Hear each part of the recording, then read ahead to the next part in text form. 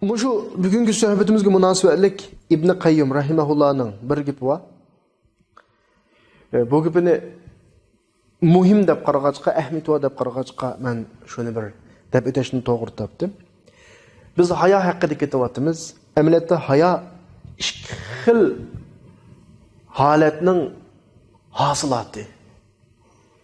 Yani haya qilish demek sende cho'nkirish ve yaxshi ko'rish bo'lgan vaqtda ondan keyin o'ttirdan haya degan bir narsa o'ttirga chiqadi. Allohni cho'ng ko'rsa va Allohni yaxshi ko'rsa. Allohni cho'ng ko'rish degan, men bir nuqtaga diqqat qilinglar.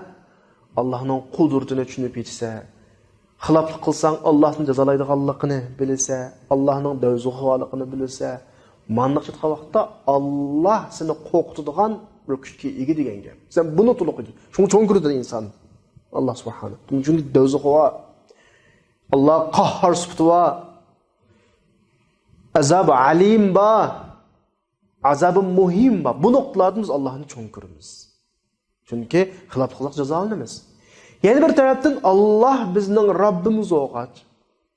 Bizning yo'q bir holatni bizni paydo qilib, dunyoga kelishimizga sabab bo'lg'ach, dunyoda bizga kerakli barcha bütün biz ehtiyojli narsalarning hammani hozirlab, bütün dunyoni bizga mos shaklda hozirlab bergan nuqtalar turib biz Allohni suyamiz. Yani Allah'ın çoğun ko'rish bilan Allah'ni suyish ikkisi bir yerga kelgan vaqtida o'ttirdan haya chiqadi. Şoňaşqa Allah subhanahu wa taala Sur Rahman'ninki 78. ayetida özüning manda ikki sübtini bir yerga kelib so'zlaydi. Tabarakasmu robbika zil jalali vel ikram.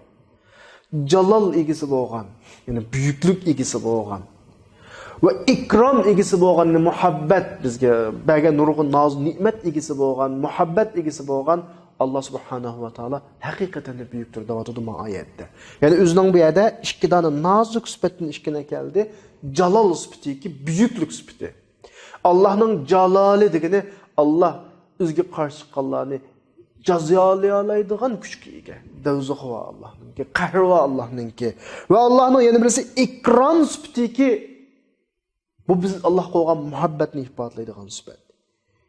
Yani bizde Allah'a nispeten birisi Allah'ını çoğun görgen vaqtimizda, Allah'ını büyük görgen vaqtimizda ve Allah'ını söygen vaqtimizda andakin haya şekillenadi. Qanaqdır sen çoğun görse, yaxshi görmeyse, yaxshi görse, çoğun görse. Bunun da yuqarı degandek haya şekillenmeydi. Mesela bunu biz insanlar otururuz ki Allah'a qarasak mı, deyli birovlarni bek çoğun görümüz, bunun kabiliyetiga işinimiz, iqtidoriga işinimiz, növbetdeki hukuk imtiyazlı işimiz yaxshi ko'rmaymiz. Noga vaqtda bizde bununğa nisbatan to'liq hurmat qiladigan, buning diginini qilib chekilgan yanadigan ahvol bo'lmaydi bizda. Balkim ko'rgan yerda diqqat qilishimiz mumkin. Bizni ko'rmasa, ishingni qil deb menga yuradigan ish chiqadi. Birovlarni biz yaxshi ko'ramiz, yaxshi ko'rganlik bilan bu odamning qo'lidan ish kelmaydi. Onun bizga bir keltirgidek ziyni yo'q. Shuni yaxshi ko'rib qo'yamiz. Onun ne degini bizge buyruq, ne tosqini bizge ne bulanmaydı, çekleme bulanmaydı. O minik mesele. Mesela bir o'qituvchimiz var maktabda deyli. O'qituvchimiz var. O'qituvchimizning bilimiga intayin qoyil biz. Ajoyib bilimli o'qituvchi. Ammo onun ba'zi past qiliqlar bo'lib qolsa, biz buningga qoyil, ammo uni yaxshi ko'rmaymiz.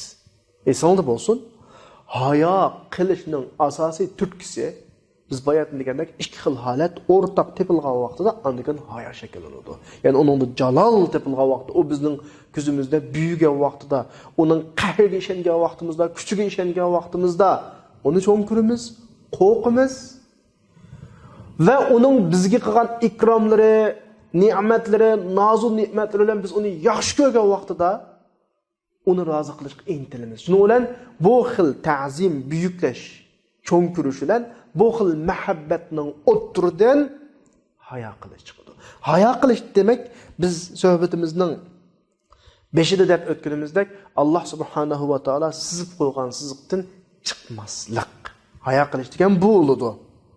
Ya'ni haya demek, haya biz aşta ta'limotlarga zid şekilde yaşamagan özümüzning hayotimizni Allah subhanahu va taoloning ta'limotlariga mos shaklda qurib chiqqanligimiz dal hayoning turtkisida qurib chiqqan bo'lamiz. Ya'ni biz Allah subhanahu va taolodan qo'rqqan miqdorda, qo'rqqanchilik Allohni so'ysak ve Allah'ını söygençilik Allah'tan korksak bu yerden haya şekillenidi. Bu haya bizni Allah'ın gazaplanıdığına işlağa berişten tuzaydı. Allah razılığın işlağa heydek joludu. Mana bu İslam'daki güzel ahlaklarını soğan haya. Hayanın asası tarafi Allah subhanahu ve ta'aladan korkuş bilen ifadelenidi. Ömer radıyallahu anhu'nun bir gipi var. Biz başka derslerimizde de ötken. Ömer radıyallahu anhu men pes insan emas başkalarını aldaydıgan deydi. Yaki aldınıdığan sadı insan mı emas davatıdı. İntayın nazuk bir tarafa. Biz bayatın davatkan iki noktuğu nispeten udul kılıdığan bir taraf. Ömer radıyallahu anhu'nun ma gipi yani. Yani başkalarını aldırmayma, peslik kılmayma. Ve başka aldığından sadımı emas. İkili xil taraf insanın bir kıymetki igi ulanmaslıqının sebebi. Ve insan başkalık ziyankeş kıldığın pes olup kalsa, bu mu insanın kıymetini düşürüdü? Aldınıp ketadigan sad olup kalsa, yani insanın kıymeti düşüp ketadi. Mümin qanday oluşu güçlü bo'lishi kerak. Mümin her daim özünün tangponluğunu saklayalaydigan bo'lishi kerak. Mümin her daim özdeki ijobiy, salbiy sifatlarning o'ttiridagi tangponluqni saklayalaydigan bo'lishi kerak.